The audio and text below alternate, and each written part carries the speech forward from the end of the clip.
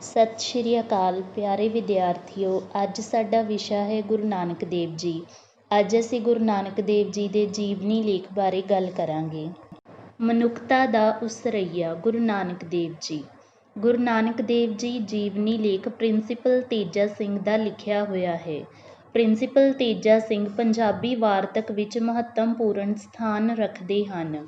ਉਹ ਆਧੁਨਿਕ ਪੰਜਾਬੀ ਵਾਰਤਕ ਦਾ ਮੁੱਖ ਨਿਖਾਰ ਕੇ ਉਸ ਨੂੰ ਨਵੇਂ ਰੂਪ ਵਿੱਚ ਪੇਸ਼ ਕਰਦੇ ਹਨ। ਇਸ ਕਾਰਨ ਤੇਜਾ ਸਿੰਘ ਦਾ ਨਾਂ ਪੰਜਾਬੀ ਵਾਰਤਕ ਵਿੱਚ ਬੜੇ ਆਦਰ ਨਾਲ ਲਿਆ ਜਾਂਦਾ ਹੈ। ਲੇਖਕ ਨੇ ਧਾਰਮਿਕ, ਸਮਾਜਿਕ ਤੇ ਆਰਥਿਕ ਲੇਖ ਲਿਖੇ। ਉਹ ਆਪਣੇ ਨਿਬੰਧਾਂ ਨੂੰ ਸਪਸ਼ਟ ਕਰਨ ਲਈ ਗੁਰਬਾਣੀ ਵਿੱਚੋਂ ਤੇ ਕਈ ਹੋਰ ਥਾਵਾਂ ਤੋਂ ਉਦਾਹਰਨਾਂ ਲੈਂਦਾ ਹੈ। ਉਸ ਦੀਆਂ ਪ੍ਰਮੁੱਖ ਰਚਨਾਵਾਂ ਸਹਿਜ ਸੁਭਾਅ, ਨਵੀਆਂ ਸੋਚਾਂ, ਘਰ ਦਾ ਪਿਆਰ, ਸੱਭਿਆਚਾਰ ਤੇ ਸਾਹਿਤ ਆਦਿ ਹਨ। ਪ੍ਰਿੰਸੀਪਲ ਸਾਹਿਬ ਇੱਕ ਉੱਘੇ ਇਤਿਹਾਸਕਾਰ, ਸਾਹਿਤਕਾਰ, ਸੁਚੱਜੇ ਕਲਾਕਾਰ ਹੋਣ ਤੋਂ ਇਲਾਵਾ ਇੱਕ ਮਹਾਨ ਪਾਰਖੂ ਵੀ ਸਨ। ਬਹੁਤ ਸਾਰੇ ਵਰਤਮਾਨ ਪੰਜਾਬੀ ਸਾਹਿਤਕਾਰਾਂ ਦੀਆਂ ਲਿਖਤਾਂ ਸੋਧਣ ਤੇ ਉਨ੍ਹਾਂ ਦੀਆਂ ਭੂਮਿਕਾ ਲਿਖਣ ਤੋਂ ਛੁੱਟ ਮਹਾਨ ਕੋਸ਼ ਅਤੇ ਯਾਦਗਾਰੀ ਰਚਨਾ ਦੇ ਸੰਪਾਦਨ ਦੇ ਕੰਮ ਵਿੱਚ ਉਨ੍ਹਾਂ ਨੇ ਆਪਣਾ ਵੱਡਮੁੱਲਾ ਯੋਗਦਾਨ ਪਾਇਆ। ਜੀਵਨੀ ਲੇਖ ਦੇ ਸਾਰ ਦੇ ਪੁਆਇੰਟਸ ਇਸ ਤਰ੍ਹਾਂ ਹਨ। ਨੰਬਰ 1, ਜਨਮ ਅਤੇ ਬਚਪਨ। ਗੁਰੂ ਨਾਨਕ ਦੇਵ ਜੀ ਦਾ ਜਨਮ ਵਿਸਾਖ ਸੁਦੀ 3, 1526 ਵਿਕਰਮੀ 15 ਅਪ੍ਰੈਲ 1469 ਈਸਵੀ ਨੂੰ ਪਾਕਿਸਤਾਨ ਦੇ ਜ਼ਿਲ੍ਹਾ ਸ਼ੇਖੂਪੁਰਾ ਦੇ ਪਿੰਡ ਰਾਏ ਭੋਏ ਦੀ ਤਲਵੰਡੀ ਵਿਖੇ ਮਹਿਤਾ ਕਾਲੂ ਜੀ ਦੇ ਘਰ ਮਾਤਾ ਤ੍ਰਿਪਤਾ ਦੀ ਕੁੱਖੋਂ ਹੋਇਆ। ਇਹ ਪਿੰਡ ਅੱਜ ਕੱਲ੍ਹ ਨਨਕਾਣਾ ਸਾਹਿਬ ਦੇ ਨਾਂ ਨਾਲ ਪ੍ਰਸਿੱਧ ਹੈ ਤੇ ਸਿੱਖਾਂ ਦਾ ਮਹਾਨ ਤੀਰਥ ਸਥਾਨ ਬਣ ਚੁੱਕਾ ਹੈ। ਬਚਪਨ ਤੋਂ ਹੀ ਗੁਰੂ ਨਾਨਕ ਦੇਵ ਜੀ ਅਧਿਆਤਮਕ ਵਿਚਾਰਾਂ ਦੇ ਧਾਰਨੀ ਸਨ ਅਤੇ ਹਰ ਵੇਲੇ ਰੱਬ ਦੀ ਭਗਤੀ ਵਿੱਚ ਲੀਨ ਰਹਿੰਦੇ ਸਨ। ਆਪ ਨੇ ਸਧਾਰਨ ਲੋਕਾਂ ਦੇ ਕਲਿਆਣ ਲਈ ਅਤੇ ਉਨ੍ਹਾਂ ਨੂੰ ਜਾਗ੍ਰਿਤ ਕਰਨ ਦੇ ਲਈ ਸਮਾਜ ਵਿੱਚ ਫੈਲੀਆਂ ਸਮਾਜਿਕ, ਧਾਰਮਿਕ ਅਤੇ ਰਾਜਨੀਤਿਕ ਬੁਰਾਈਆਂ ਵਿਰੁੱਧ ਆਵਾਜ਼ ਉਠਾਈ। ਉਹ ਵੱਡਿਆਂ ਅਤੇ ਤਾਕਤਵਰਾਂ ਦੀ ਬਜਾਏ ਆਮ ਲੋਕਾਂ ਦੀ ਧਿਰ ਬਣੇ। ਉਨ੍ਹਾਂ ਨੇ ਝੂਠ, ਪਾਖੰਡ ਅਤੇ ਮਨੁੱਖੀ ਵਿਤਕਰਿਆਂ ਵਿਰੁੱਧ ਆਵਾਜ਼ ਬੁਲੰਦ ਕੀਤੀ ਅਤੇ ਨੈਤਿਕ ਕਦਰਾਂ ਕੀਮਤਾਂ ਨੂੰ ਅਪਣਾਉਣ ਉੱਤੇ ਜ਼ੋਰ ਦਿੱਤਾ।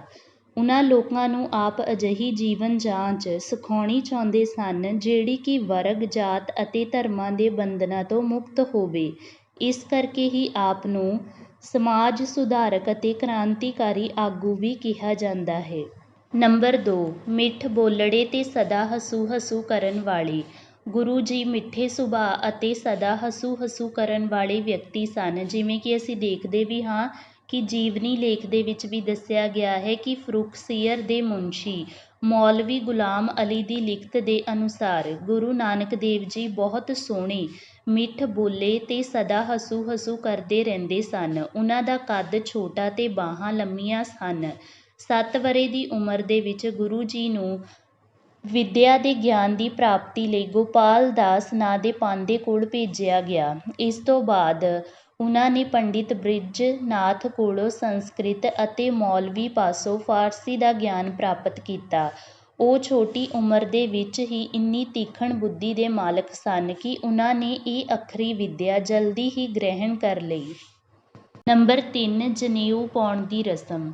ਗੁਰੂ ਜੀ ਨੂੰ ਬਚਪਨ ਦੇ ਵਿੱਚ ਹੀ ਇਹ ਗਿਆਨ ਹੋ ਗਿਆ ਸੀ ਕਿ ਮਨੁੱਖ ਦੇ ਦੁੱਖਾਂ ਦਾ ਮੂਲ ਕਾਰਨ ਕਰਮ ਕਾਂਡ ਤੇ ਰੀਤਾਂ ਰਸਮਾਂ ਦੇ ਵਿੱਚ ਫਸਣਾ ਹੈ। ਇਸ ਲਈ ਜਦੋਂ ਉਨ੍ਹਾਂ ਨੂੰ ਰੀਤੀ ਰਿਵਾਜ ਅਨੁਸਾਰ ਜਨੇਊ ਧਾਰਨ ਕਰਨ ਦੇ ਲਈ ਕਿਹਾ ਗਿਆ ਤੇ ਉਨ੍ਹਾਂ ਨੇ ਇਨਕਾਰ ਕਰ ਦਿੱਤਾ।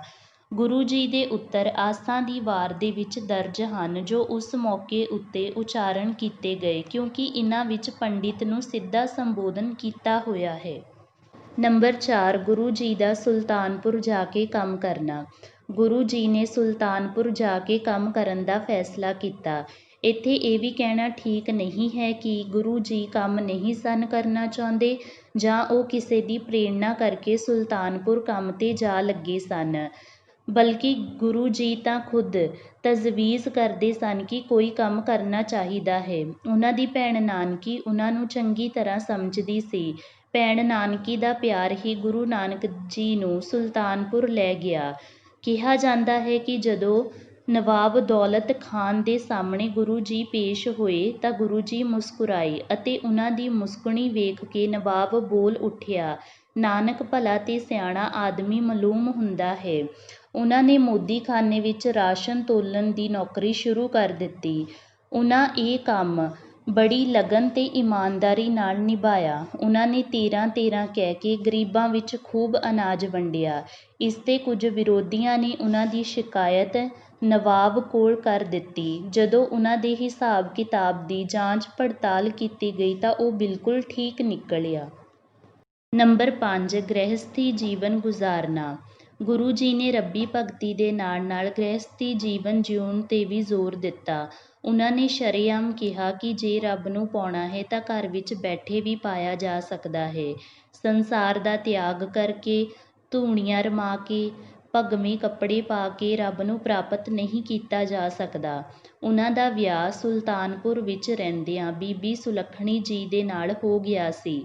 ਉਹਨਾਂ ਦੇ ਘਰ 2 ਪੁੱਤਰ ਬਾਬਾ ਸ਼੍ਰੀ ਚੰਦ ਤੇ ਬਾਬਾ ਲਖਮੀ ਦਾਸ ਪੈਦਾ ਹੋਏ। ਨੰਬਰ 6 ਵੇਈਂ ਨਦੀ ਵਿੱਚ ਪ੍ਰਵੇਸ਼ ਅਤੇ ਉਦਾਸੀਆਂ। ਸੁਲਤਾਨਪੁਰ ਰਹਿੰਦਿਆਂ ਹੀ ਗੁਰੂ ਜੀ ਦੀ ਜ਼ਿੰਦਗੀ ਵਿੱਚ ਇੱਕ ਬਹੁਤ ਵੱਡਾ ਮੋੜ ਆਇਆ। ਇੱਕ ਦਿਨ ਉਹ ਵੇਈਂ ਨਦੀ ਵਿੱਚ ਇਸ਼ਨਾਨ ਕਰਨ ਗਏ ਤਾਂ ਅਚਾਨਕ ਅਲੋਪ ਹੋ ਗਏ। ਉਹ ਨਦੀ ਵਿੱਚ 3 ਦਿਨ ਸਮਾਧੀ ਲਾ ਕੇ ਬੈਠੇ ਰਹੇ। ਚੌਥੇ ਦਿਨ ਜਦੋਂ ਉਹ ਬਾਹਰ ਨਿਕਲੇ ਤਾਂ ਉਹਨਾਂ ਨੂੰ ਗਿਆਨ ਹੋ ਚੁੱਕਾ ਸੀ। ਉਹਨਾਂ ਨੂੰ ਉਸ ਅਕਾਲ ਪੁਰਖ ਵੱਲੋਂ ਲੋਕ ਕਲਿਆਣ ਦਾ ਸੰਦੇਸ਼ ਮਿਲ ਚੁੱਕਾ ਸੀ। ਉਹ ਉਸੇ ਵੇਲੇ ਦੁਨੀਆਦਾਰੀ ਦੇ ਸਾਰੇ ਝੰਜਟ ਛੱਡ ਕੇ ਲੋਕ ਕਲਿਆਣ ਦੇ ਲਈ ਘਰੋਂ ਨਿਕਲ ਤੁਰੇ। ਸੁਲਤਾਨਪੁਰ ਦੇ ਵਿੱਚ ਰਹਿੰਦਿਆਂ ਹੀ ਉਹਨਾਂ ਦੀ ਮੁਲਾਕਾਤ ਭਾਈ ਮਰਦਾਨੇ ਨਾਲ ਹੋ ਗਈ। ਉਹ ਉਸ ਨਾਲ ਮਿਲ ਕੇ ਪ੍ਰਭੂ ਭਗਤੀ ਦੇ ਗੀਤ ਗਾਉਂਦੇ।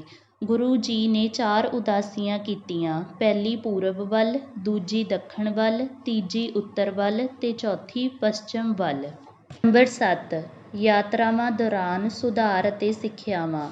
ਗੁਰੂ ਜੀ ਨੇ ਇਹਨਾਂ 4 ਯਾਤਰਾਵਾਂ ਦੌਰਾਨ ਕਈ ਸੁਧਾਰ ਕੀਤੇ। ਉਹਨਾਂ ਨੇ ਮਲਿਕ ਭਾਗੋ, ਕੌਡੇ ਰਾਕਸ਼, ਵਲੀ ਕੰਧਾਰੀ, ਸੱਜਣ ਠੱਗ ਵਰਗਿਆਂ ਨੂੰ ਧਰਮ ਦੇ ਰਾਹ ਤੇ ਚੱਲਣ ਦਾ ਸੰਦੇਸ਼ ਦਿੱਤਾ। ਉਹਨਾਂ ਨੇ ਪੰਡਤਾਂ, ਮੌਲਵੀਆਂ ਤੇ ਫਰੇਬੀ ਸਾਧੂਆਂ ਦੇ ਕਰਮ ਕਾਂਡਾਂ ਨੂੰ ਵੀ ਖੂਬ ਭੰਡਿਆ। ਮੱਕੇ ਦੀ ਮਹਾਨਤਾ ਨੂੰ ਸਮਝਾਉਂਦਿਆਂ ਮੁਸਲਮਾਨਾਂ ਦਾ ਇਹ ਵੀ ਭਰਮ ਦੂਰ ਕੀਤਾ ਕਿ ਰੱਬ ਨਿਰਾ ਕਾਬੇ ਵਿੱਚ ਨਹੀਂ ਵਸਦਾ, ਸਗੋਂ ਸਭ ਦੇ ਅੰਦਰ ਵਸਦਾ ਹੈ। ਗੁਰੂ ਜੀ ਨੇ ਅਨੇਕਾਂ ਸਿੱਖਿਆਵਾਂ ਰਾਹੀਂ ਲੋਕਾਂ ਨੂੰ ਸਿੱਧੇ ਰਾਹ ਪਾਇਆ। ਉਹਨਾਂ ਦੀਆਂ ਮੁੱਖ 3 ਸਿੱਖਿਆਵਾਂ ਹਨ, ਕਿਰਤ ਕਰੋ, ਨਾਮ ਜਪੋ ਤੇ ਵੰਡ ਕੇ ਛਕੋ। ਨੰਬਰ 8 ਸਮਾਜ ਸੁਧਾਰਕ, ਨਿਡਰ ਅਤੇ ਅਭਿਮਾਨੀ। ਗੁਰੂ ਨਾਨਕ ਦੇਵ ਜੀ ਇੱਕ ਮਹਾਨ ਪੀਰ ਪੈਗੰਬਰ ਹੋਣ ਦੇ ਨਾਲ ਨਾਲ ਇੱਕ ਬਹੁਤ ਵੱਡੇ ਸਮਾਜ ਸੁਧਾਰਕ ਵੀ ਸਨ। ਗੁਰੂ ਜੀ ਨੇ ਸਮਾਜ ਵਿੱਚ ਇਸਤਰੀ ਦੇ ਰੁਤਬੇ ਨੂੰ ਸਭ ਤੋਂ ਮਹਾਨ ਦੱਸਿਆ। ਗੁਰੂ ਜੀ ਨਿਡਰ ਅਤੇ ਅਭਿਮਾਨੀ ਵਿਅਕਤੀ ਸੀ। ਉਹਨਾਂ ਦਾ ਮੰਨਣਾ ਸੀ, ਡਰ ਹੀ ਪਿਆਰ ਨੂੰ ਸਵਾਰ ਕੇ ਰੱਖਦਾ ਹੈ, ਨਹੀਂ ਤਾਂ ਪਿਆਰ ਕਈ ਤਰ੍ਹਾਂ ਦੇ ਖਰੂਦ ਮਚਾਉਂਦਾ ਹੈ। ਨਾਲੇ ਜਿਨ੍ਹਾਂ ਦੇ ਮਨ ਵਿੱਚ ਡਰ ਹੁੰਦਾ ਹੈ ਉਹੀ ਪਿਆਰ ਕਰ ਸਕਦੇ ਹਨ। ਹਿਊਮੇ ਜਾਂ ਹੰਕਾਰ ਤਾਂ ਗੁਰੂ ਜੀ ਦੇ ਨੇੜੇ ਹੀ ਨਹੀਂ ਸੀ ਆਇਆ। ਦੁਨੀਆ ਦੀ ਸਾਰੀ ਗਰੀਬੀ ਤੇ ਨਿਰਮਾਣਤਾ ਗੁਰੂ ਜੀ ਦੇ ਹਿੱਸੇ ਆਈ ਸੀ। ਉਹ ਤਾਂ ਸਾਰੀਆਂ ਨੇਕੀਆਂ ਦਾ ਨਿਚੋੜ ਮਿਠਾਸ ਤੇ ਨਿਰਮਾਣਤਾ ਨੂੰ ਹੀ ਦੱਸਦੇ ਹਨ। ਨੰਬਰ 9 ਪਰਮਾਤਮਾ ਦੀ ਭਗਤੀ ਵਿੱਚ ਲੀਨ ਰਹਿਣ ਵਾਲੇ। ਗੁਰੂ ਨਾਨਕ ਦੇਵ ਜੀ ਹਮੇਸ਼ਾ ਪਰਮਾਤਮਾ ਦੀ ਭਗਤੀ ਵਿੱਚ ਲੀਨ ਰਹਿੰਦੇ ਸਨ। ਉਹ ਹਰ ਵੇਲੇ ਪਰਮਾਤਮਾ ਦੀ ਭਗਤੀ ਕਰਦੇ। ਗੁਰੂ ਜੀ ਹਰ ਵੇਲੇ ਆਪਣੇ ਮਾਲਕ ਵਾਹਿਗੁਰੂ ਨੂੰ ਚੇਤੇ ਰੱਖਦੇ ਸਨ ਅਤੇ ਉਸ ਦੀ ਯਾਦ ਵਿੱਚ ਲੀਨ ਰਹਿੰਦੇ ਸਨ। ਇਸ ਲੀਨਤਾ ਵਿੱਚ ਸ਼ਿਵ ਜੀ ਵਾਲੀ ਤੀਜੀ ਅੱਖ ਸਦਾ ਖੁੱਲ੍ਹੀ ਰਹਿੰਦੀ ਸੀ। ਉਹ ਆਪਣੇ ਫਰਜ਼ਾਂ ਵੱਲੋਂ ਕਦੀ ਵੀ ਅਵੇਸਲੇ ਨਹੀਂ ਸਨ ਹੁੰਦੇ। 19 ਵਰ੍ਹੇ ਦੀ ਉਮਰ ਦੇ ਵਿੱਚ ਉਹਨਾਂ ਦਾ ਵਿਆਹ ਹੋਇਆ। ਉਹਨਾਂ ਨੂੰ ਆਪਣੀ ਪਤਨੀ ਨਾਲ ਕੋਈ ਅਜੋੜ ਨਹੀਂ ਸੀ। ਉਹਨਾਂ ਦੇ ਘਰ 2 ਬੱਚੇ ਪੈਦਾ ਹੋਏ। 28 ਵਰ੍ਹੇ ਦੀ ਉਮਰ ਦੇ ਵਿੱਚ ਗੁਰੂ ਜੀ ਨੂੰ ਵੇਈਂ ਦੇ ਕੰਢੇ ਅਕਾਲ ਪੁਰਖ ਵੱਲੋਂ ਆਪਣੇ ਜੀਵਨ ਦਾ ਮਿਸ਼ਨ ਸੰਭਾਲਣ ਦੀ ਆਗਿਆ ਹੋਈ। ਉਸ ਦੀ ਪਾਲਣਾ ਦੇ ਲਈ ਗੁਰੂ ਜੀ ਨੇ 4 ਉਦਾਸੀਆਂ ਕੀਤੀਆਂ। ਗੁਰੂ ਜੀ ਫਰਮਾਉਂਦੇ ਹਨ, ਪਰਮਾਤਮਾ ਸੰਸਾਰ ਦਾ ਸਿਰਜਣਹਾਰ ਹੈ, ਸਰਵ ਵਿਆਪਕ ਹੈ, ਸਰਵ ਸ਼ਕਤੀਮਾਨ ਹੈ। ਉਸ ਨੂੰ ਕਿਸੇ ਦਾ ਡਰ ਨਹੀਂ। ਗੁਰੂ ਦੀ ਕਿਰਪਾ ਨਾਲ ਉਸ ਦਾ ਨਾਮ ਜਪਣਾ ਚਾਹੀਦਾ ਹੈ। ਉਹ ਆਰੰਭ ਵਿੱਚ ਸੱਚਾ ਸੀ, ਭਿੰਨ-ਭਿੰਨ ਯੁੱਗਾਂ ਵਿੱਚ ਸੱਚਾ ਰਿਹਾ ਤੇ ਹੁਣ ਵੀ ਸੱਚਾ ਹੈ ਤੇ ਸੱਚਾ ਹੀ ਰਹੇਗਾ। ਨੰਬਰ 10 ਗੁਰੂ ਜੀ ਦਾ ਸਾਰੇ ਸੰਸਾਰ ਨਾਲ ਪਿਆਰ।